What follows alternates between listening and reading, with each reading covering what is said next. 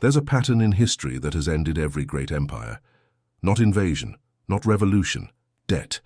Every empire that believed it could borrow its way to prosperity eventually hit the same wall, the point where debt becomes unpayable, interest becomes unbearable, and collapse becomes inevitable. And right now we're repeating it, step for step, number for number. Almost as if we learned nothing from the empires that came before us. Let's start where it began. Stage 1. The rise through borrowing. Every empire begins with ambition.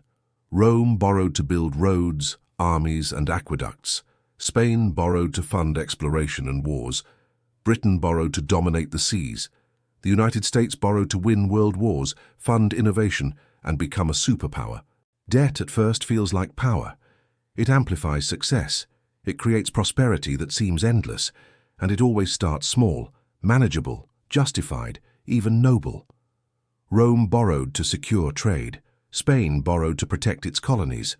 Britain borrowed to stabilize the world. The US borrowed to save it. Every empire tells itself the same story. We'll pay it back later. But later never comes. Stage 2. The addiction. Once borrowing becomes a habit, it stops being a tool and becomes a drug. For Rome, it began with constant wars that drained the treasury.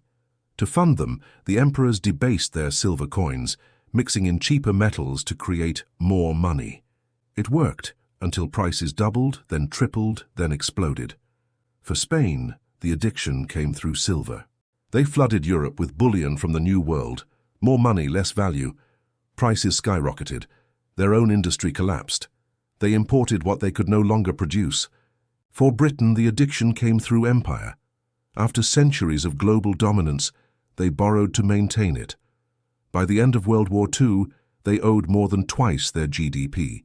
Within a generation, the empire was gone. And the United States? Our addiction is invisible, hidden behind digital numbers and government promises. In 1980, US debt was $900 billion. Today, it's over $35 trillion. That's more than the entire economies of China, Japan, and Germany combined, and we're still borrowing more, every second. Stage 3. The illusion of control. Every empire believes it can manage the debt, that it's different, that this time will be sustainable. Rome said it had infinite gold from its provinces. Spain said it had silver forever. Britain said it had global trade. America says it has the dollar. But here's the truth, debt isn't power, it's borrowed time. At first the numbers seem fine. Interest rates are low. Payments are manageable. Growth hides the cracks. But then interest rises and the math turns brutal. Right now the US government pays over $1 trillion a year just on interest. That's more than defense, more than education, more than healthcare. And it's climbing fast. When the cost of interest becomes the biggest line item in your budget, you're not growing anymore. You're drowning. Stage 4. The denial phase. This is where empires make their fatal mistake. They refuse to face the math. Rome blamed merchants. Spain blamed foreign traders. Britain blamed war costs. America blames politics, parties, and everything but the debt itself. Instead of cutting back, they borrow more. Instead of paying down, they inflate away. Instead of discipline, they choose delay. The people cheer when new spending is announced. But every dollar of comfort today is borrowed from tomorrow, and tomorrow always comes. Stage 5. The breaking point. Every debt spiral ends the same way, not with one big event, but a chain reaction. Rome's currency collapsed first, then its trade, then its army. Spain's silver lost value. Inflation destroyed its middle class. Foreign creditors seized control. Britain lost its empire. The pound lost its status as the world's reserve currency. And when that happens, when your money is no longer trusted, your empire ends, no matter how powerful your military or rich your history. The US is at that edge now. Foreign buyers are reducing their US bond holdings. Interest payments are exploding. The dollar's dominance is being challenged, and every crisis is met the same way. More debt, more spending, more denial. Stage 6. The reckoning. At some point, the debt can't be paid, not even with new borrowing. Then comes the reckoning.